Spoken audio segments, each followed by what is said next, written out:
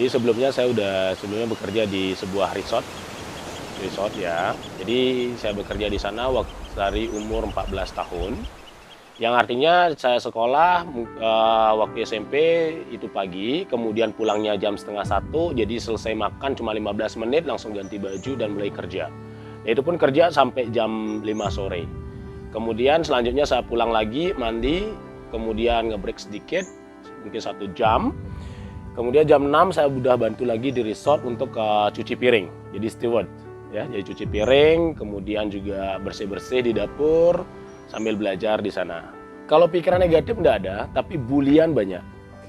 Ya, bulian dari teman-teman itu banyak waktu saya kerja di resort, karena banyak teman-teman itu justru sepulang sekolah mereka bermain, sedangkan saya harus bekerja.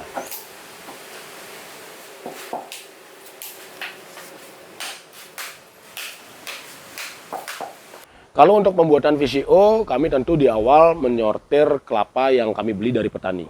Jadi kami beli kelapanya langsung ke petani lokal di Desa Sembiran, yang selanjutnya kami sortir. Kami memilih kelapa-kelapa yang tidak pecah, tidak rusak, ya, dan juga tidak terlalu muda.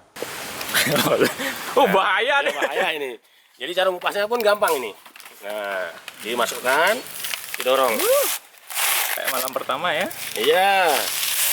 Tapi oke, ini kelapanya mungkin udah dijelasin juga nanti. Jadi kelapanya pun ini pilihan semua yang sudah cukup tua dan tidak muda. Tentu tidak rusak dan juga dia bisa dibilang tidak ada pecah sedikit pun. Karena kalau pecah maka akan ada jamuran, tapi kalau kelapanya bagus seperti ini tidak bisa dibelah. Nah ini, jadi bisa dilihat ini daging kelapa yang sudah dicongkel. Jadi daging kelapanya ini harus tidak ada warna dan tidak boleh rusak. Jika ada rusak, ada warna di pinggirannya, ini kita keluarkan. Karena nanti akan merusak warna dan aroma daripada minyak VCO yang kami buat. Apa ini air hangat? Ya, air hangat. Untuk kelapa. Untuk ya kelapa untuk di proses pemisangan. Oke. Ya.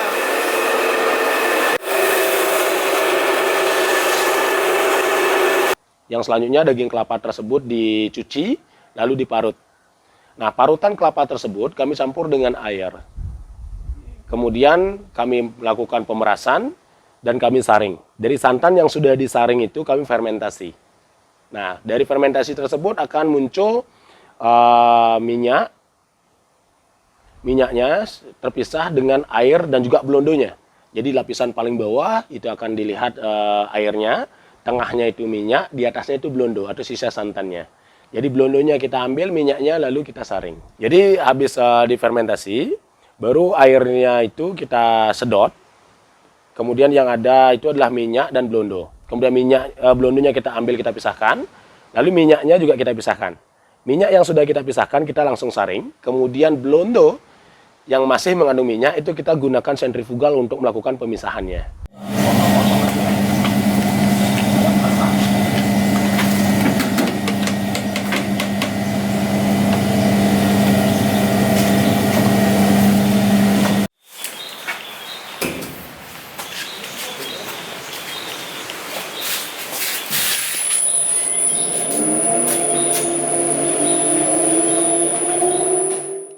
Jadi kalau airnya itu kita gunakan air hangat kuku, yang kemudian itu tujuannya untuk membunuh bakteri-bakteri yang ada di air tersebut.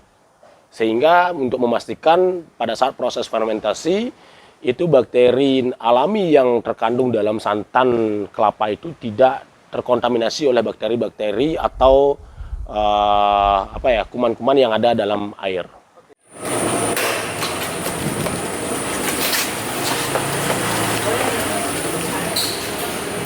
Grup apa nih? Jadi di sini kita punya mesin vakum. Jadi mesin ini untuk memastikan kandungan humidity atau kadar air dalam minyak itu betul-betul sangat minim, sehingga minyak VCO Bali Pure itu bisa bertahan lebih daripada 1 tahun. Lebih dari 1 tahun? Ya, lebih daripada 1 tahun. Jadi ini minyak mesin vakum. Boleh ada nggak? Boleh lihatin nggak dalamnya? Vakum berarti ditaruh gitu aja ya? Ya, kita taruh, baru kita hidupkan mesinnya, Dan ini merupakan proses bisa dibilang tidak ada kontak heating langsung ke minyak tersebut. Berapa lama? Tidak merusak kandungan nutrisi pada minyak. Berapa lama? Untuk vakum sendiri kita melakukan vakum itu selama 2 jam. Oh, oke, 5. Oke. Ya, jadi untuk memastikan kelembaban itu terserap nanti akan dihisap sama mesin vakumnya.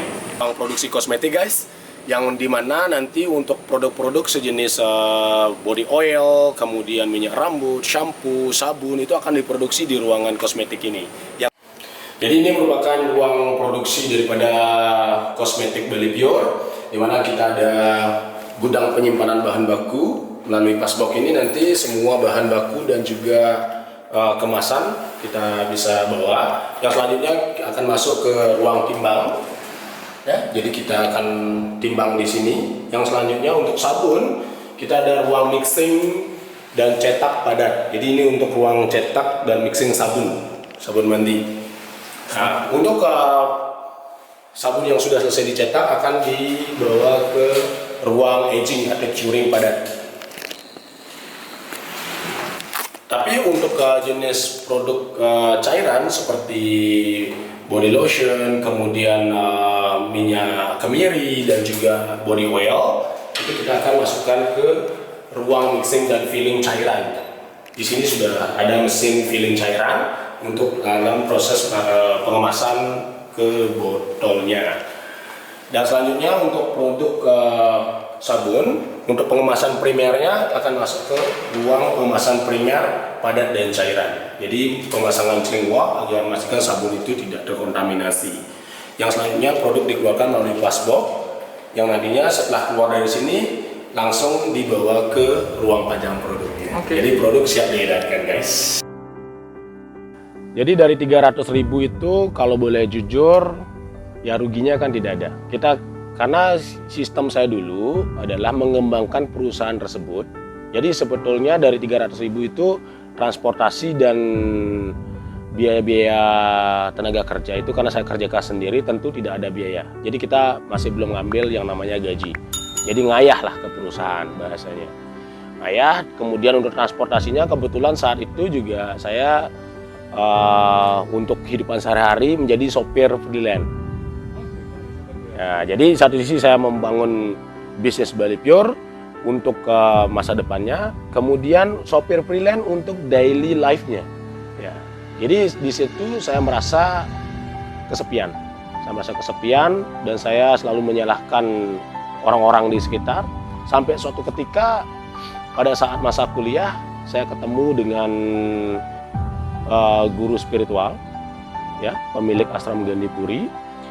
Saya curhat sama beliau dan beliau menyarankan untuk saya merubah diri. Beliau berpesan bahwasanya kamu tidak akan pernah bisa merubah siapapun sebelum kamu merubah diri sendiri. Jadi hal yang paling membahagiakan buat saya adalah di saat saya mampu merubah kesedihan orang lain menjadi sebuah kebahagiaan. Artinya di saat saya melihat orang-orang itu bersedih, susah, di saat itu saya mampu membantu mereka, di saat itu saya merasa sangat bahagia. Karena saya pernah merasakan juga bagaimana saya susah dan di saat tidak ada yang membantu, itu sangat menyakitkan. Tapi di saat ada seseorang mengulurkan tangannya untuk membantu saya, untuk bangkit dari kesusahan tersebut, saya merasa seperti dia adalah dewa malaikat.